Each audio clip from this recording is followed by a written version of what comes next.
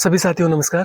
मैं विकास Kumar history lecture Rajasthan से लेमोरिया study पे आपका हार्दिक स्वागत करता हूं। आज की इस वीडियो में मैं बात करूंगा आगामी भर्ती परीक्षाओं के बारे में, कौन कौन सी भर्ती परीक्षाएं आयोजित की जाने वाली हैं। तो सबसे पहले तो देखिए कि शिक्षा विभाग की अगर बात करूं तो शिक्षा विभाग में लगभग फर्स्ट ग्रेड की अगर बात करूं तो लगभग 12 से 13 हज़ार पोस्ट खाली पड़ी है। सेकेंड ग्रेड की बात करूँ तो लगभग 25,000 के आसपास पद खाली हैं और इतने ही पद अध्यापक के खाली पड़े हैं। तो आप ये मान के चलिए कि शिक्षा विभाग के अंदर बहुत बड़ी भर्ती आने वाली है, चाहे वो फर्स्ट ग्रेड की हो, सेकंड ग्रेड की और अध्यापक की।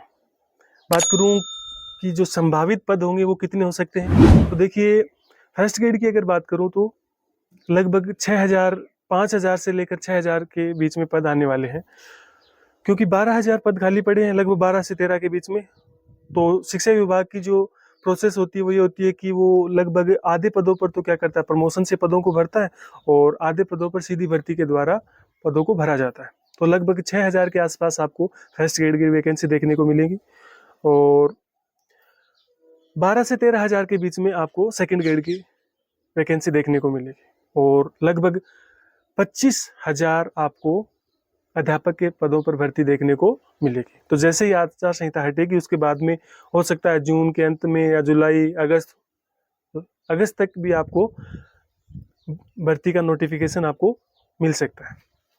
अब देखिए बात करें कि स्पेशली मैं व्याख्याता भर्ती परीक्षा की बात करूंगा कि जो व्याख्याता भर्ती परीक्षा होगी आगामी, उसमें कंपटीशन बढ़ने वाला है और वो क्यों बढ़ने वाला है इसके ऊपर भी बात करूंगा।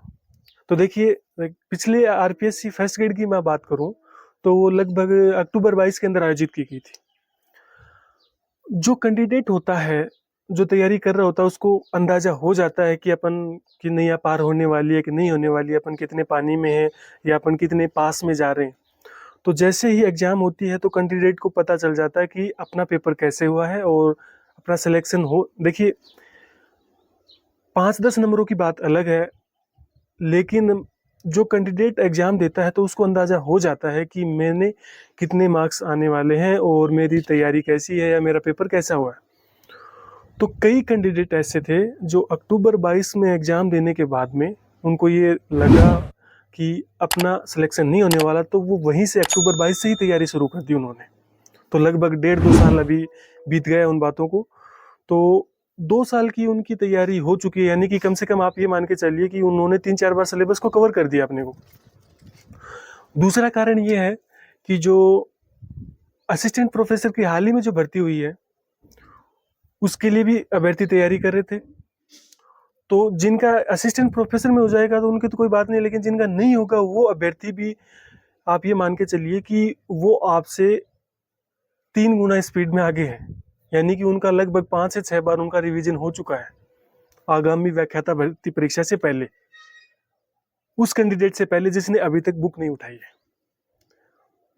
तो निश्चित रूप से आप मानिए कि कंपटीशन बढ़ने वाला है और मैं आपको ये डरा नहीं रहा हूँ कि इतनी बार रिवीजन हो गया पहले, अब हमारा क्या होगा, हमने तो तैयारी शुरू ही नहीं की। मैं आपको अवगत करवा रहा हूँ कि ऐसे ऐसे सीरियस कैंडिडेट भी हैं जो 4-4 3-3 बार अपना रिवीजन कर चुके हैं और जो इसी तैयारी के साथ में मान लो अगर 1 साल बाद में अगर भर्ती होती है तो आप ये मान के चलिए कि 3-4 बार उनका रिवीजन हो चुका है, तो लगभग वो 10-15 बार अपना रिवीजन कर लेंगे एग्जाम तक।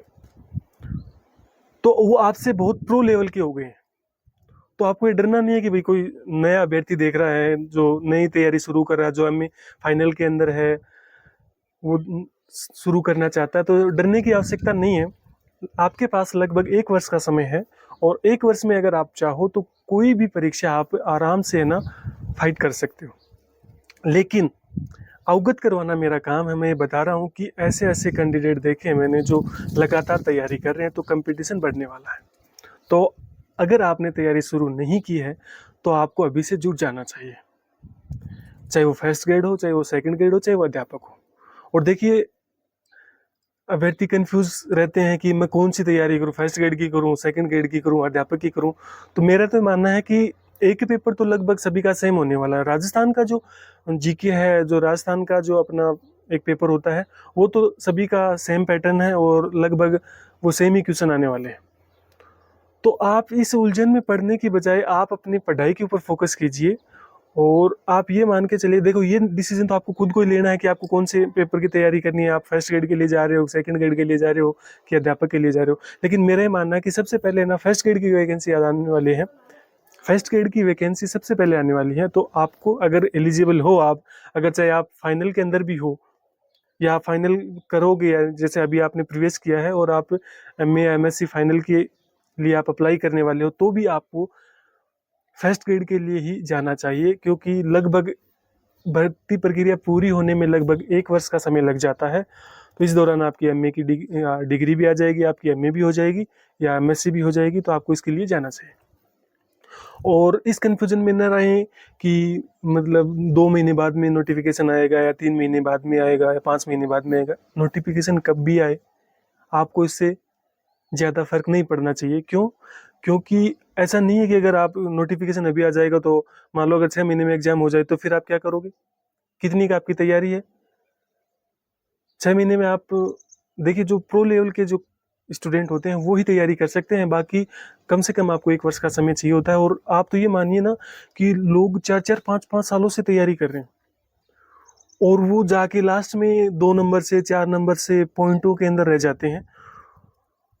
तो ऐसा नहीं है कि वो पढ़ते नहीं है या उनको नॉलेज नहीं है, कुछ गलतियां हैं उनसे वो हो जाती हैं, लेकिन कंपटीशन बढ़ने वाला है।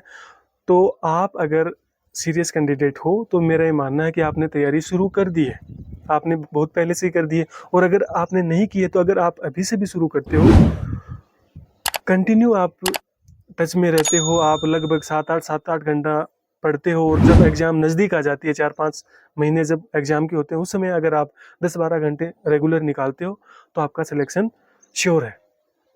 तो आप अपनी तैयारी को जारी रखिए, और समय समय पर मैं भी अपने विचारों से आपके साथ, अपने विचारों को आपके साथ साझा करता रहूँगा। और अगर आपको वीडियोज़ पसंद आते हैं तो लाइक शेयर ज़रूर कीजिएगा। धन्यवाद।